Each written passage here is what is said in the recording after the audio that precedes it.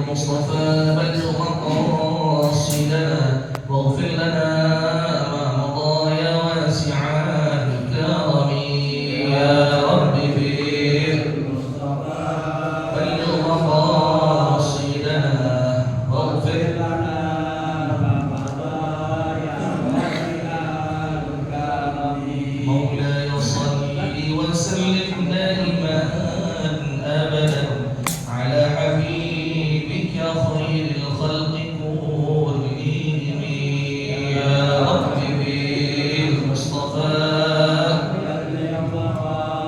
سيدنا واغفر لنا ما مضى يا واسع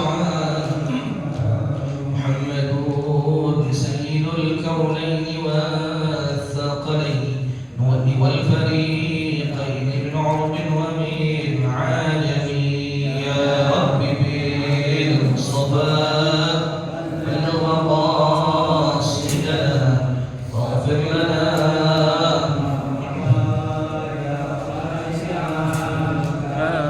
هو الحبيب الذي ترجى شفاعته لكل هون من الأموال مقتعم يا رب بالمصطفى بلغ مقاصدنا واغفر لنا ما مضى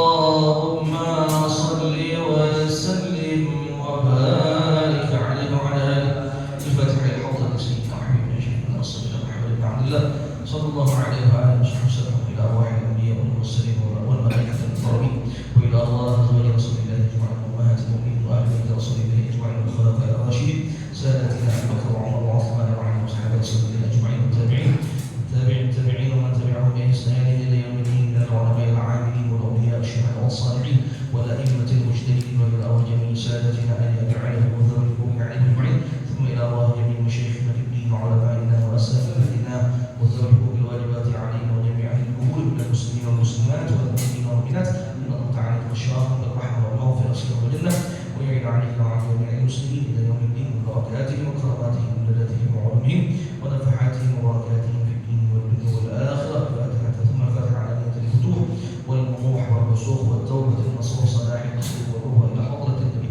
محمد صلى الله عليه وآله وسلم شهر الله له الفاتحة.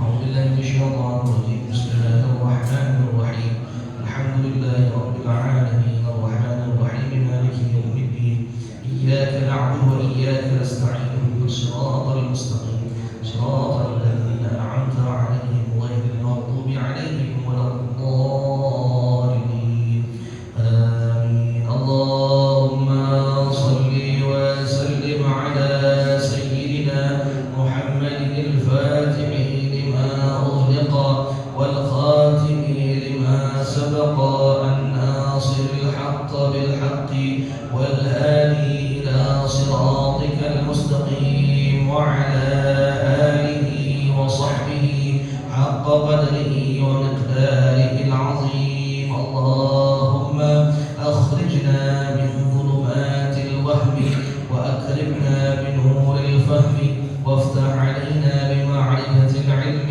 وحسن أخلاقنا بالحلم وسهل لنا أبواب فضلك وانشر علينا من خزائن رحمتك يا أرحم الراحمين. السلام عليكم ورحمة الله وبركاته. وعليكم السلام ورحمة الله وبركاته. الحمد لله رب العالمين والصلاة والسلام على أشرف الأنبياء والمرسلين سيدنا محمد وعلى آله وصحبه أجمعين. أما بعد سبحانك لا علم لنا إلا ما علمتنا إنك أنت العليم الحكيم. رب اشرح لي صدري ويسر لي أمري واحلل عقدة من لساني يفقهوا قولي وسدد لساني واهد قلبي بحق سيدنا محمد صلى الله عليه وسلم. Para jemaah sekalian rahmati Allah Subhanahu wa taala. Alhamdulillah Allah masih kasih kita nikmat sehat, nikmat afiat sehingga kita bisa melaksanakan salat subuh berjamaah. Mudah-mudahan ibadah yang kita laksanakan semuanya diterima oleh Allah Subhanahu wa taala. Insyaallah kita melanjutkan pembahasan ya tentang azan dan tentang iqamah. Ya, minggu kemarin fakir tentang amalan minta untuk sebelumnya ada kekeliruan menerjemahkan. Ya, jadi kata-kata nakus, nakus itu adalah kemarin diartikan sebagai kayak sejenis obor. Ya, ternyata setelah dicek lagi, jadi dibaca lagi, apabila salah menerjemahkan nakus itu artinya adalah lonceng. Ya, lonceng. Jadi balik lagi sedikit pada tahun ke-1 Hijriah, ya, ketika Rasulullah SAW berkumpul bersama para sahabat bermusyawarah tentang apa yang akan dijadikan untuk panggilan sholat kaum muslimin. Ya, saat itu orang Yahudi, orang Nasrani juga ibadah, ya mereka juga ibadah sesuai dengan agama mereka masing-masing.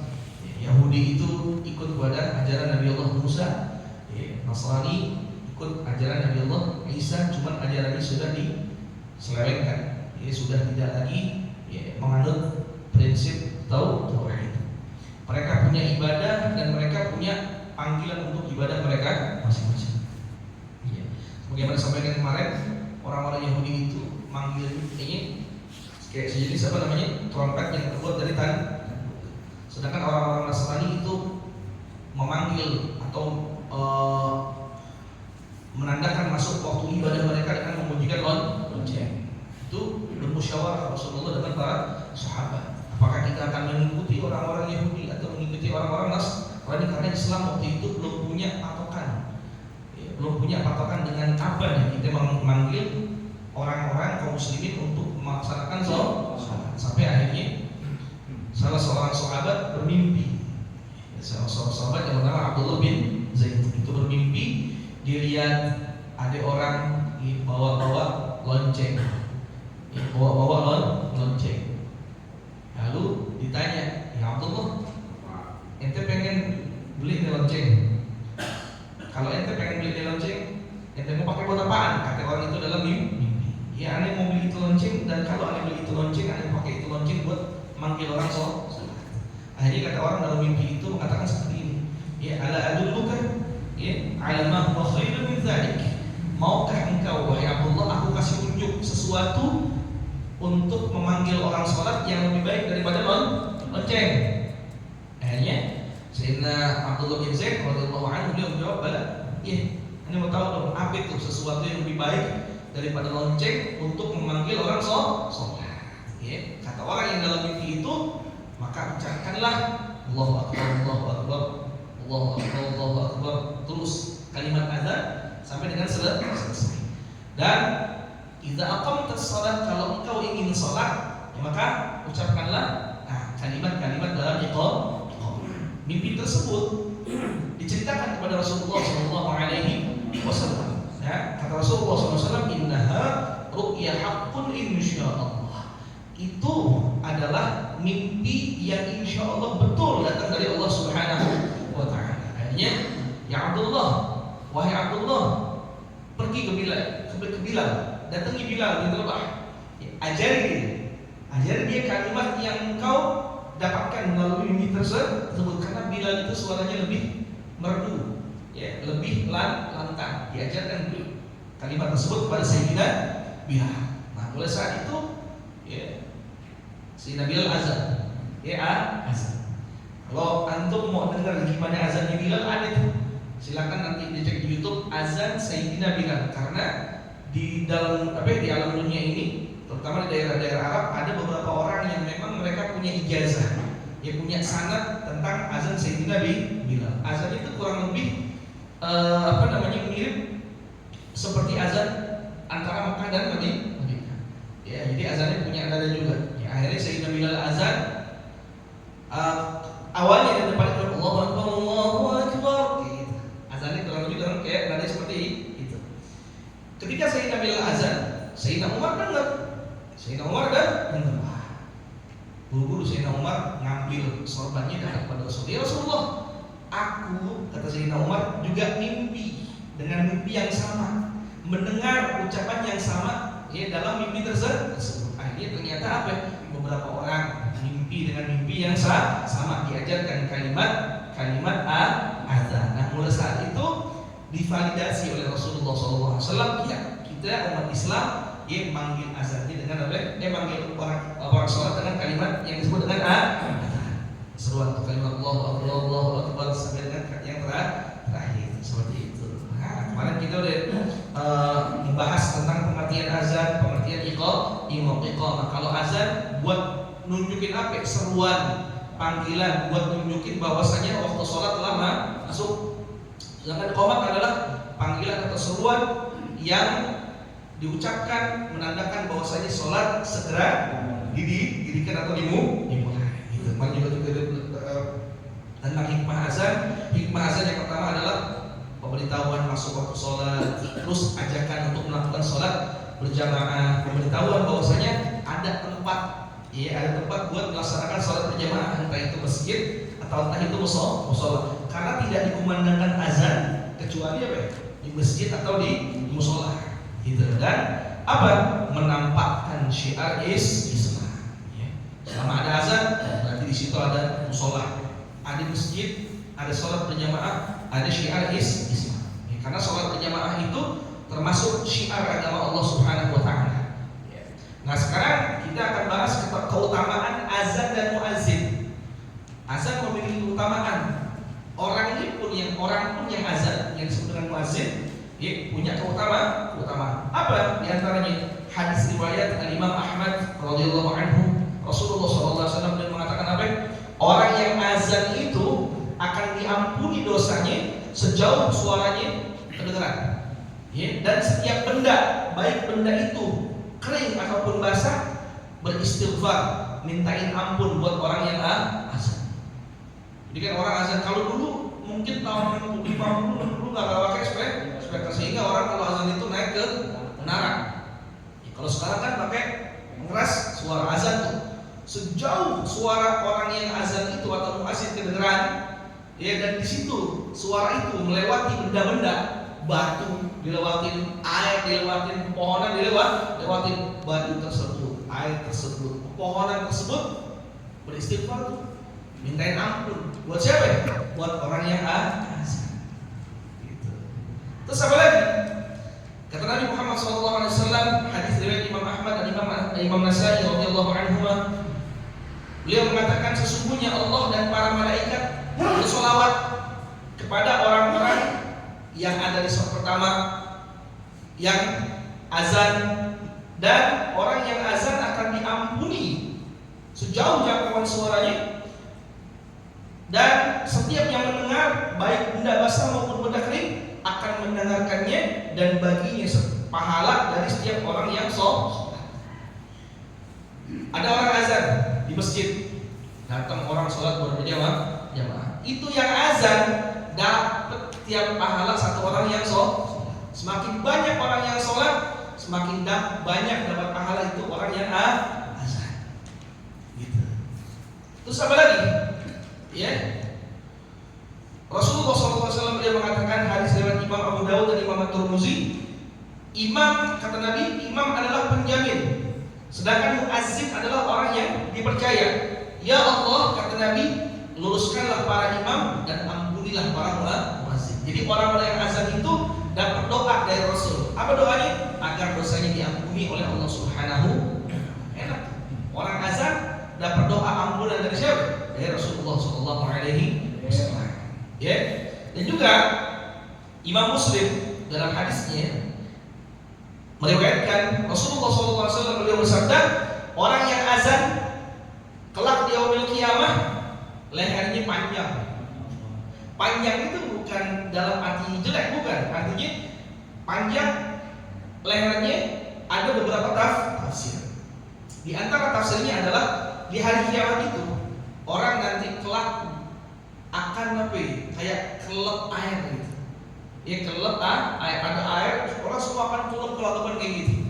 Nah orang yang azan Allah panjangkan lehernya supaya pada hari kiamat dia nggak kelep, ya, dengan air. Dan juga leher panjang itu sebagian ulama menafsirkan bahwasanya tingginya dia punya derajat dia dibandingkan orang yang lain di sisi Allah Subhanahu wa Ta'ala. Dan juga sebagian ulama menafsirkan panjangnya lehernya dia maksudnya adalah dia mendapatkan kebaikan pahala yang banyak dari Allah Subhanahu wa Ta'ala. Tuh muazzin, makanya Kalau bisa, ya, kalau punya kemampuan gitu, jangan segan-segan buat azan. Jangan segan-segan buat azan. Gitu. Azan nggak perlu suaranya bagus. Azan nggak perlu napasnya panjang. Azan nggak perlu suaranya tinggi. Enggak, semua ada tekniknya. Azan itu ada tekniknya. Ya gimana azan pendek? Kayak gimana azan kalau ternyata napas kita pendek? Gimana azan kalau ternyata kita punya napas panjang? Semua ada teknik. Insya Allah nanti di akhir akan kita bahas masalah ya teknik-teknik atau lagu-lagu dalam azan.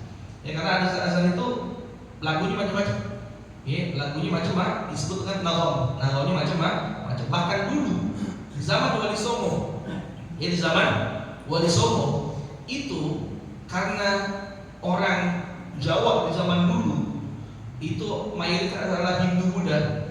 Mereka itu ternyata kan gamelan itu terus gampang jadi alat musik memang udah ada dari dulu cuma digunakan untuk hiburan mereka. Nah Wali Songo itu mengadaptasi termasuk mereka mengubah nada azan yang tadinya nadanya adalah nada-nada yang dipakai oleh orang Arab dipakai nada Jawa, sehingga orang Jawa pada saat itu bertanya-tanya, ini apa nih? Nadanya sama dengan tembang-tembang yang dibawakan, tapi kok kalimatnya beda. Akhirnya mereka tertarik dari situ. Jadi ada namanya akulturasi budaya. Makanya sekarang di beberapa daerah Jawa itu masih ada musola masjid yang azan tapi nadanya ada Jawa. Gitu. Tapi kalau di sini jangan, bisa heboh. Misal kalau di sini umpamanya Haji Lemplang azan nadanya ada Jawa, paling datang orang. Pada heboh gitu. Wahakal lagi seperti itu. Nah, kita kan taunya azan itu sama iqamat itu taunya azan berarti waktu sholat masuk, iqamat berarti waktu sebentar lagi mau sholat. Ternyata azan itu bisa dipakai buat selain sholat. Dalam kitab-kitab fikih disebutkan bahwasanya azan itu bisa dipakai untuk selain sholat. Apa aja? Pertama disebutkan dalam kitab bahwasanya azan itu bisa digunakan untuk orang yang lagi sedih, lagi gelisah. Ada teman kita sedih gelisah azan kita begitu. Kita begitu disebutkan. Karena insya Allah dengan kalimat azan, itu bisa menghilangkan kesedihan, kegundahan. Gitu. Dalam kitab seperti itu, ulama menyebutkan seperti itu. Yang kedua, azan untuk apa? Untuk orang yang kesurupan, kerasukan jin, atau untuk mengusir jin. Bisa. Kalau misalnya ada orang kesurupan, azan atau ada suatu tempat yang mungkin menurut sebagian orang angker, kita mau nggak mau lewat situ azan. Karena kalimat-kalimat azan itu bisa membuat jin atau setan lari terbirit-birit. Karena tidak dikumandangkan azan, melainkan setan itu dalam hadis terkencing, lari terbirit-birit terkencing mendengar kalimat azan. Makanya azan kata ulama bisa dipakai buat apa? Orang-orang yang kesurupan dan untuk apa? Mengusir jin dari satu tempat. Seperti itu. Lalu apa lagi? Azan dalam kitab disebutkan oleh para ulama untuk orang yang marah. Orang yang marah azanin. Azanin dia orang itu azanin. Ada ulama bilang begitu. Atau ada azan untuk apa? Kalau ada binatang yang akhlak buruk, ada binatang kira-kira binatang galak deh atau gimana itu. Azan bisa dipakai buat menjinakkan itu binatang. Makanya salah satu ulama mengajari begini.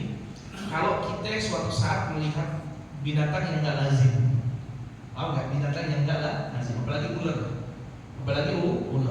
itu jangan dibunuh dulu. Azan dulu. Kita lihat ular tiba-tiba nih, azan dulu.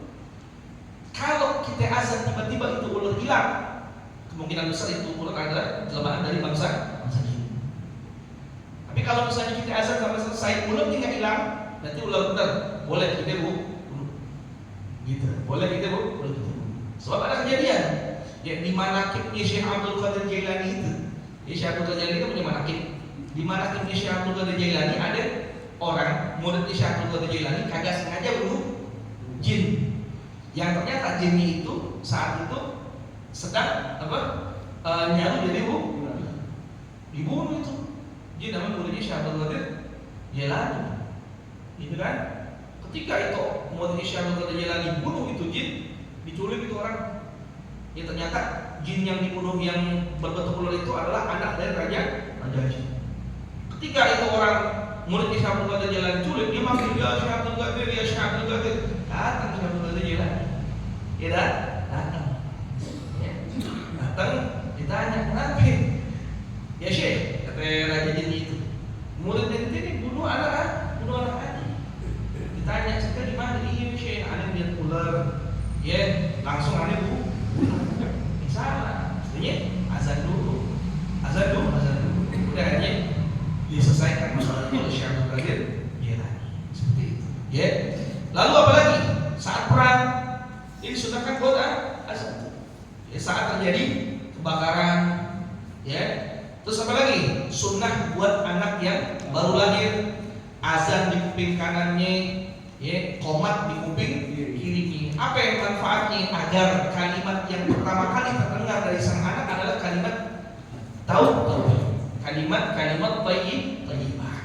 Gitu. Begitu juga untuk jenazah saat dimasukkan ke alam kubur. Walaupun ini ada khilaf di antara para ulama. Sebagian ulama bilang enggak ada sunnah tuh azan qomat buat orang yang meninggal.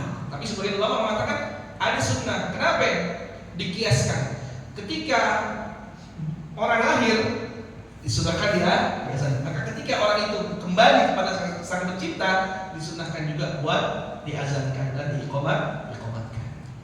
Ya, tapi sunnahnya itu sebenarnya bukan ketika mayit udah di dalam. Saat prosesi mayit itu dimasukkan ke alam ke kuburan, ke liang, itulah azan di sini. Kita umumnya kan ini, kalau mayit udah udah rebah, udah madep ke kiblat, dia udah siap buat dipasang di tinggali, baru diazanin. Sebenarnya enggak. Sunnahnya itu saat jenazah akan dimasukkan. Jenazah mau dimasukin tuh ke liang kubur, sunnah di situ azan. Ya, udah beres. Apalagi sunnahnya? Talqin. Ya, talqin itu ada sunnahnya. Ada dalilnya. Ya, jadi kalau misalnya besok ada family kita, keluarga kita meninggal, sunnah apa? Jangan lupa tuh. Jika mau dimasukkan ke liang kubur, azanin, qomatin. Ketika penguburan udah beres, talqin. Ada juga sebagian mengatakan talqin itu saat prosesi penguburan. Nah, yang terakhir apa? Azan untuk orang yang bepergian, untuk orang yang melakukan safar. Itu ada dalam kitab I'anatul Talibin. Ini semua ada dalam kitab I'anatul Talibin Syarah Fathul Mu'in. Disebutkan bahwasanya sunnah bagi orang yang melakukan perjalanan atau dia mau pergi tapi perginya bukan untuk maksiat, sunnah buat azan. Makanya orang-orang Betawi dulu kalau pergi umroh, kalau pergi haji dia baik, diazanin, diqomatin, dia depan pintunya, gitu. Nah, selanjutnya adalah ya jenis sholat berdasarkan azan dan iqamah. Apakah setiap sholat kudu azan, kudu qomat? Enggak. Ya, sunnah azan dan qomat itu hanya untuk sholat lima waktu. Sunnah azan dan qomat itu hanya untuk sholat 5 waktu. Baik sholat sendiri maupun sholat berjamaah.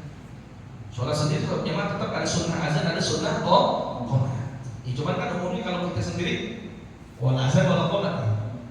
Enggak azan enggak qomat kalau kita lagi sendiri, ada munfarid ya. Minimal kalau munfarid itu kalau emang enggak azan minimal apa? Qomat.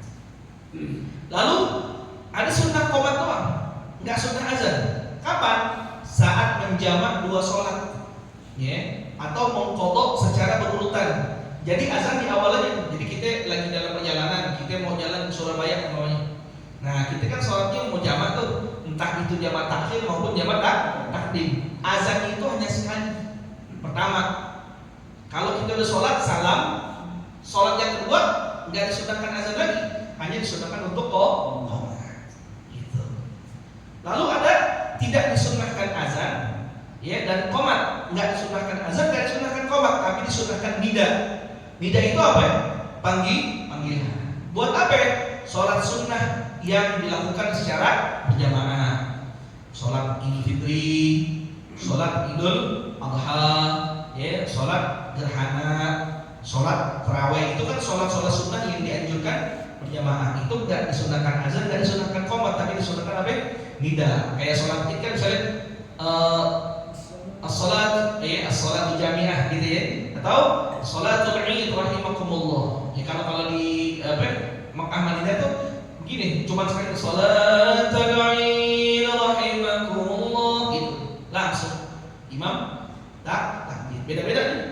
Yang penting intinya satu, nida, panggilan untuk melaksanakan sholat sunnah secara berjamaah atau as-sholatul jamiah. Ya, atau kalau sholat tarawih itu di sono kalau di Mekah tuh di awal doang nidanya. Begini dan sholatul qiyam sabakumullah, sholatul qiyam menandakan ini sholat tarawih. Jadi enggak sunnah qomat, enggak sunnah azan, tapi disunahkan untuk nida, yaitu panggilan. Yang keempat apa ya? Enggak disunahkan qomat, enggak disunahkan azan, enggak disunahkan nida juga. Apa ya? Yaitu sholat sunnah yang tidak dianjurkan berjamaah. Ya, karena ada sholat sunnah yang dianjurkan berjamaah kan? Apa contohnya? Duha. Tak apa namanya? Tahajud. Ya tahajud. Ya, itu kan nggak disunahkan untuk nida juga nggak disunahkan. Ya. Lalu pertanyaan begini, apakah boleh sholat duha secara berjamaah? Karena kan memang anjuran itu bukan jamaah. Anjurnya bukan berjamaah. Juga sholat tahajud beda dengan sholat witir ya, beda dengan sholat witir. Apakah boleh sholat sunnah yang tidak dianjurkan berjamaah tapi dilakukan secara berjamaah? Boleh. Hukumnya boleh, tapi dengan syarat tidak dilakukan secara terus-menerus. Tidak dilakukan secara terus-menerus. Kenapa?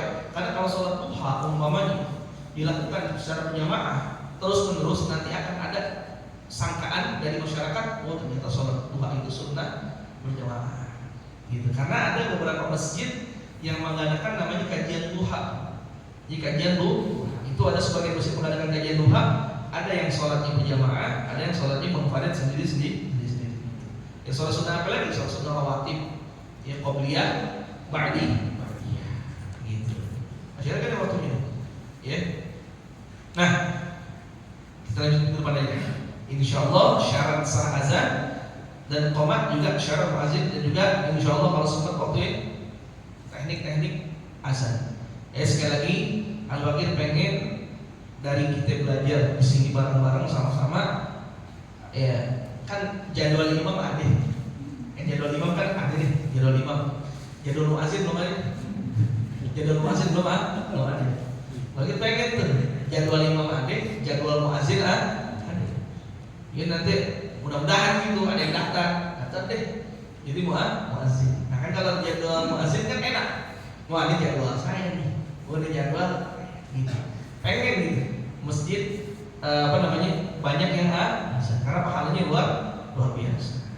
Jadi siapapun nanti yang mau jadi muazzin, ya bismillah. Ya sekali lagi azan itu kagak perlu suara bagus, tapi teknik yang tepat. Sekali lagi, azan itu bukan suara bagus, tapi teknik yang tepat. Kalau tekniknya tepat, ya, insya Allah azannya, ya, jadi bagus. Ya, seperti itu. Jadi jangan nanti mentang-mentang suaranya bagus di azan, bukan kayak azan apa ya? Kayak nyanyi aja. Ada. Mohon maaf. Dia kalau nyanyi suaranya bagus. Kalau nyanyi, gila baca Quran kayak nyanyi, nggak boleh. Baca Quran, nyanyi, karena baca Quran itu ikut dengan aturan tajwid, bukan ikut dengan aturan lagu. Quran kalau dibaca nggak ikut aturan tajwid, ikutin aturan lagu, berantakan. Tajwidnya hancur. Wah, seperti itu. Baik, pada jamaah sekalian dirahmati Allah Subhanahu Wa Taala, mungkin antum melihat beberapa banner di sini. Ya ada banner di depan situ dan mungkin di situ ada. Insyaallah dari pengurus Masjid Jami Ahlul Ikhwan mau mengadakan program yaitu G4S, gerakan sedekah subuh sehari 1000. Nah, nanti insya Allah dari pengurus lagi mesen kenceleng. Kenceleng itu kayak yang kerengan, ya. Jadi nanti yang diutamakan dari pengurus sendiri. Dari pengurus sendiri nanti akan ngambil dulu tuh. Ya, jadi pengurus dulu wajib ngambil. Ya, pengurus masjid sama pengurus RISMI. Karena alhamdulillah sekarang RISMI udah terbentuk. Jadi wajib bagi pengurus masjid DKM dan wajib bagi pengurus RISMI buat ikut program. Setelah pengurus udah baik RISMI maupun DKM, ya baru jamaah siapa yang mau ikut ya program itu, baik buat diri atau buat di rumahnya ngajarin anak ya supaya setiap subuh sedekah. Kagak usah banyak-banyak, sehari berapa? 1.000, berarti sebulan 30.000. Karena ini program sudah banyak diterapkan di masjid-masjid lain. Pertama kali Al-Fakir dengar program ini atau tahu program ini dari Agim. Agim ya, Kiai Haji Abdullah bin Asri. Beliau kan punya yayasan Darut Tauhid, termasuk Masjid Darut Tauhid di Cikupa, Blok M ada, di Bandung juga ada. Itu masya Allah, dia gerakan sedekah subuh sehari 1.000. Jadi jamaah semua dikasih kenceleng. Jamaah yang nabung di rumah, ada namanya sedekah di rumah 1.000 aja masuk tiap hari. Nah nanti di akhir bulan itu datang ke masjid, taruh di apa namanya kotak promo. Tuh udah diatur buat apa? Ya, di antara faedah sedekah itu, apalagi sedekah di pagi hari, ya tidaklah seorang bersedekah di pagi hari, kata Nabi Muhammad SAW, melainkan di hari itu bala tertolak buat dia. Bala tertolak buat dia. Dan sedekah subuh itu ya salah satu manfaatnya juga dari Nabi Muhammad SAW itu mendapatkan doa khusus daripada para malaikat. Dan yang pastinya insya Allah sedekah nggak buat kita miskin. Apalagi cuma sehari, kecil lah, ada kan kecil, ya kan kecil. Tapi yang kita kuatkan bukan 1.000-nya, tapi berjamaah. Karena ke depan masjid ini insya Allah akan banyak membuat program. Apalagi pengen suatu saat mengundang ya, guru yang punya sanad Fatihah. Ya, kalau bisa nanti dari jamaah tes Fatihah atau nanti insya Allah mendapatkan sertifikat atau syarat. Banyak. Jadi program-program ini banyak yang mau dibuat. Ya, baik program untuk jamaah masjid maupun program untuk para pemuda. Yang tentunya semua itu pasti membutuhkan yang namanya dana operasional. Makanya kalau kita berjamaah, ya artinya bersedekah subuh secara berjamaah, insya Allah, ya apapun programnya, ya bisa terlaksana. Artinya dari umat buat umat, ya dari kita buat kita. Yang mudah-mudahan nanti, ya tentunya selain pengurus ya, DKM ataupun RISMI, ya banyak dari para jamaah yang ikut berpartisipasi juga nanti, insya Allah mudah-mudahan banyak dari kaum ibu, dari majelis taklim kaum ibu yang juga mudah-mudahan berpartisipasi. Nanti kalau kencelengnya udah ada, insya Allah dikabarin. Dan mau ngambil nanti catat namanya, ya catat nama. Sehari 1.000, udah sebulan taruh di kotak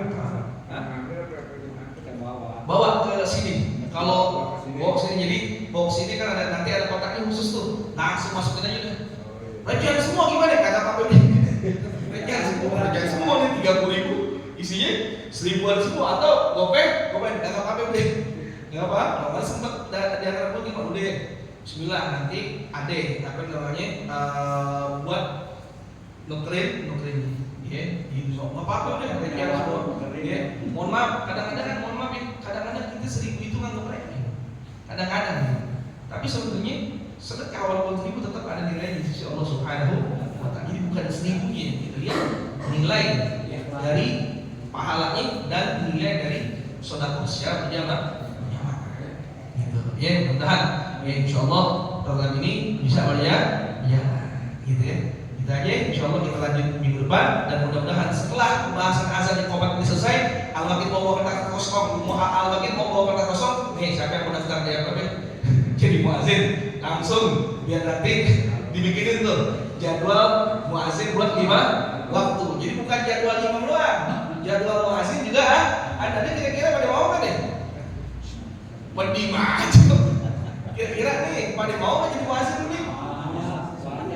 Nih, kalau abang ini tampang-tampang ini kayaknya bisa azan semua ini.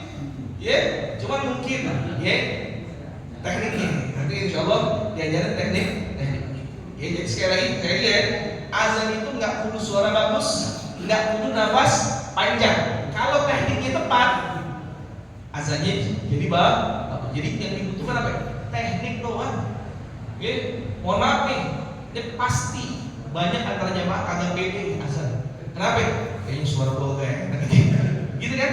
Atau kayaknya suara gua napas gua pendek enggak? Nanti diajarin tekniknya. Ya mudah-mudahan ya, penulis pengen ada gitu. Baru bilang nih, berharap banget. Ya, jadi di atas jadwal imam, di bawahnya jadwal muazin. Ya mudah-mudahan ya. Ada daftar deh. Ya, jadi yang azan nanti makin banyak. Itu kan nanti keluarganya girang dekat di rumah. Siapa yang azan? Wah, bapak saya tuh azan tuh. Gitu kan. Wah, suami saya azan tuh. Gitu kan. Pada girang. Jadi niatin pahalanya supaya kita mendapatkan pahala yang luar biasa dari Allah Subhanahu wa taala. Gitu. Ya, wah nggak ada mau juga. Kita ada lomba azan aja kalau gitu deh. Kita ada lomba azan yang menang nanti 5 besar atau berapa besar kita masukin jadi muazin gitu. Ya, insya Allah. Wallahu a'lam bishawab. Ya Rabbana i'tarafna bi annana i'tarafna wa annana asrafna ala nadha ashrafna fatub alaina tawbah taghsil kull hawba wastur lana al-awrati wa amin ar-rawati waghfir liwalidina rabbi wa mauludina wal ahli wal ikhwani wa sairil khillani wa kulli dhi mahabbah aw jiratin aw suhbah wal muslimina ajma'in. آمين ربي يسمع فضلا وجودا منا لا باكتساب منا بالمصطفى الرسول نحظى بكل سهل صلى وسلم ربي عليه عند الحب وآله وصحبه عداد طش الصحب والحمد لله في البدء والثناء. الحمد لله على نعم الله، الحمد لله على بركة الله، الحمد لله حمدا يوافي نعمه ويكافئ مزيدا، والحمد لله رب العالمين. يا رسول الله